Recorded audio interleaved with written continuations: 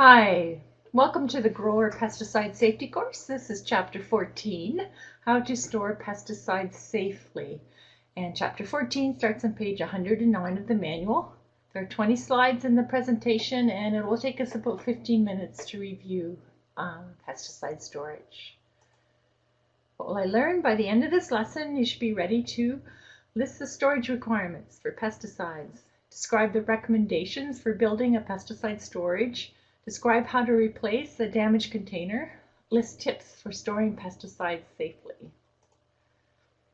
So here's the pesticide storage, and this is the storage we actually have at Ridgetown campus. Proper storage prevents accidents. Safe storage protects family members, employees, visitors, and the environment from harm from pesticides. A clean, well-organized pesticide storage can prevent many problems. There are rules and regulations under the Pesticides Act and Regulation 6309 regarding the storage of pesticides.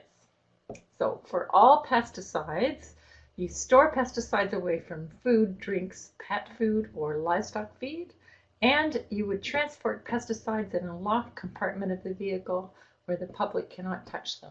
So for any pesticide that we're transporting or storing, these are the two key ones, which makes sense. Now, in addition to that, there are other pesticide storage requirements, and that's based on the class, the Ontario class of the pesticide that you're storing. Now remember that class 2s and class 3 pesticides are the pesticides we would use most often for agricultural uses, but sometimes we would use class 4s for agriculture, and perhaps you don't actually have a class 2 or class 3 pesticide.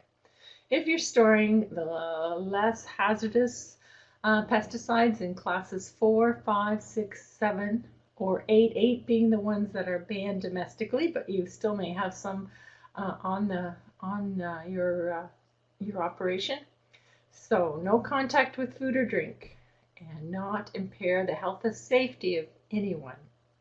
They must be stored in a clean and orderly manner. A warning sign must be posted on the storage door, so the pesticide storage warning sign, and if you need one of those, we have some available here. And emergency telephone numbers posted. They should be close to or in logged in a phone that people could use if there was an emergency. So that's the 5 requirements of pesticides for class 4, 5, 6, 7, or 8. Now, we usually, for agricultural purposes, need to use a class 2 occasionally, and sometimes the class 3s. So we're going to have to add on some additional requirements to our pesticide storage. Now, it needs to be ventilated to the outside, limited access, and that would be put a lock on it, and no floor drain, and safety equipment available nearby in case you have to respond to a spill or something happening in the pesticide storage. So before you go in, have your safety equipment somewhere located outside that storage building. Now, for the class 2s, which are the most hazardous, you would have to have an area that is a pesticide storage area only for pesticides. Nothing else would be in there. No brooms, no hoses or anything, just exclusively primary for pesticides. So, and those extra requirements are good to do for class 4 products as well. So it's always good to have a good storage facility that keeps you organized and meets all the regulations. Okay, let's review those a little bit. First, you might want to think about where are you going to store your pesticides. Now, this is a farmer that was close to Ridgetown, and he was building a new pesticide storage building. So he chose a freestanding building, but it could be a separate room within another building, a non-absorbent floor with a 2-inch curb, a door that opens directly to the outside, an insulated or heated cabinet for pesticides if they need protection from freezing, and some of them do, and that is on the pesticide label. and an area to store flammable or combustible pesticides, which would be away from where the other pesticides are. So these are things to keep in mind if you're going to build a new pesticide storage. And extra, you can see the wide door he has, so we can bring a skid or a bulk container of pesticides in and out. Plus he has a small door to the side as well to get in and out. So there's things to think about for your pesticide storage building. You can also think about maybe putting it in an area that's in a low traffic area, away from places where food or feed is stored, away from the wells, the ditches, ponds, or streams on the farm. But you still want a place where there's good access for you to use. Also access to firefighters and emergency responders.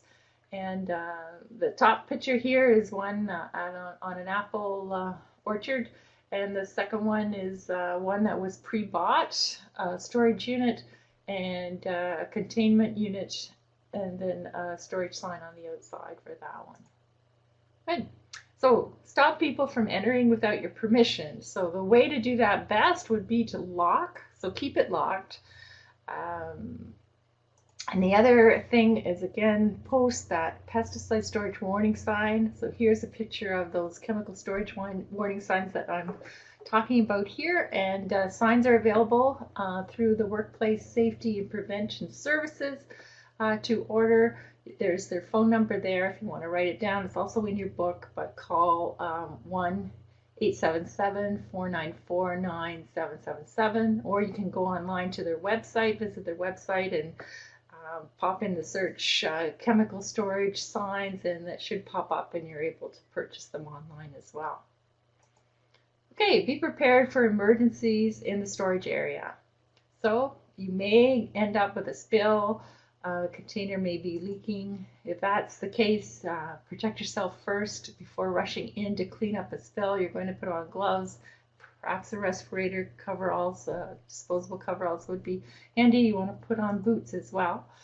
So you want to keep protective clothing equipment close by, but not in the pesticide storage, because it might get contaminated in the storage itself. But if there's another room close by that you can keep it in, so you know where to put it on if you need to. Keep the number for the Spills Action Center by the phone, or put it in your cell phone directory. And then an absorbent kit. So a spills action kit of your own on the farm. Absorbent like kitty litter for spill cleanup, and your protective clothing and equipment, of course, shovel and things like that.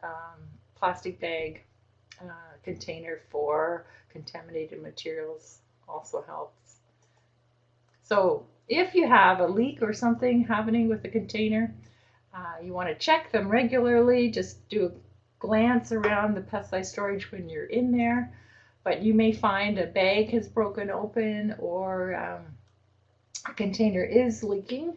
And in this case, this is a bag, and then it was put into another bag to contain that spill.